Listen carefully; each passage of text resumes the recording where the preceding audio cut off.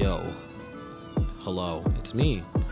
And as you can see, I am back in Toronto, which means that it's time to get into this Japan tour recap. Japan, simply put, amazing. Best time of my life. I'd been really looking forward to this trip. We bought tickets in January, but even before that, had plans to go back in 2020, and that obviously didn't happen. And the last time I'd been was 2016, so, by this time it's been like 7 years. So I was very, very happy to get back. It was just super, super dope to be there and to get to travel around more this time, because if you have been paying attention, I went on tour. So I played 5 shows in 4 different cities: Tokyo, Hamamatsu, Nagoya, and Kyoto.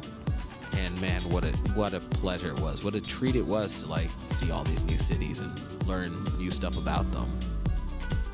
So the shows are amazing, and I have an amazing time on the road, getting to experience this incredibly unique musical experience, meeting people across Japan, playing music for them, learning what's going on in these cities. And honestly, if the whole trip had been just that, I would have been the luckiest guy in the world. But there was more.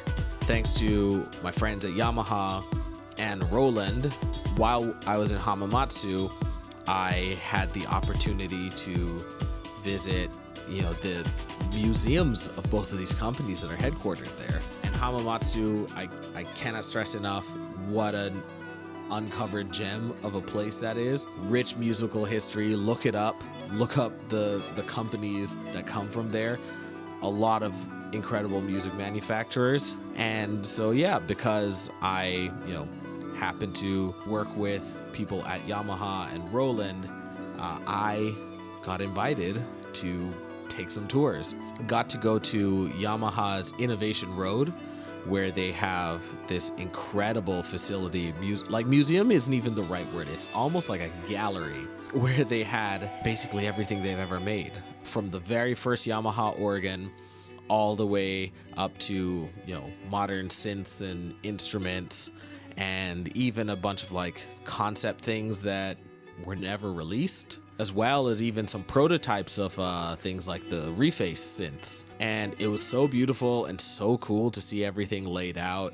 Everything has descriptions and details of when it came out, and it was really, really dope to see such an assortment of all the big things and love and are familiar with, as well as a lot of kind of weird, quirky, secret gems that are clearly the result of just people who work there who really love music and have amazing ideas about what creating music could look like. Similarly, at the Roland R&D facility lab next to their headquarters in the countryside, we got to see some amazing things, not just instruments, but spaces. They have an anechoic chamber in there, which, if you don't know, is a room that is designed so that there are basically no reflective surfaces, and you can be in there and have the door shut and there's nothing echoes. If you're perfectly silent, it almost feels like there's a vacuum of sound being sucked out of your own mind. It's unbelievable. But they also had a ton of their synthesizers and guitar pedals from Boss, and all the V drums, and so many really rad things, iconic samplers and synthesizers and processing units. And it was super, super dope to see. Of course, they had a whole section dedicated to the TR-808, and I couldn't believe it. I couldn't believe that I got to go there and see all of this.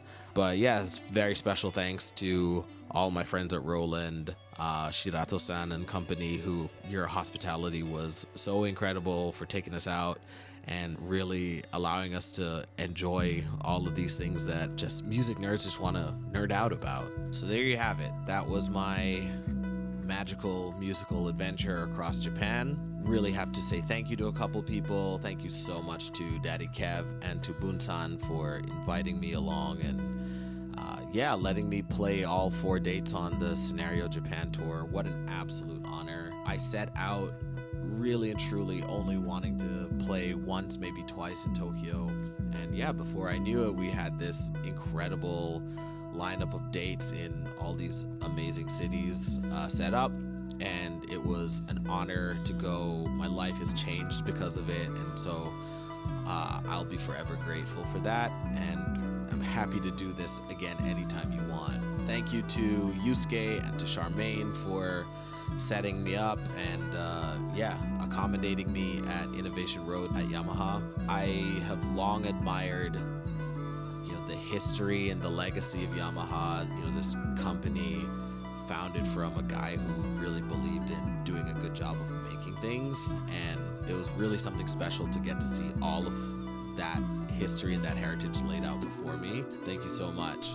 Shirato-san, DJ Norizum, everybody in Hamamatsu from Roland who really made that night at Overdub amazing. And also the tour at Roland. What an incredible honor to get to go to that special facility and see everything laid out.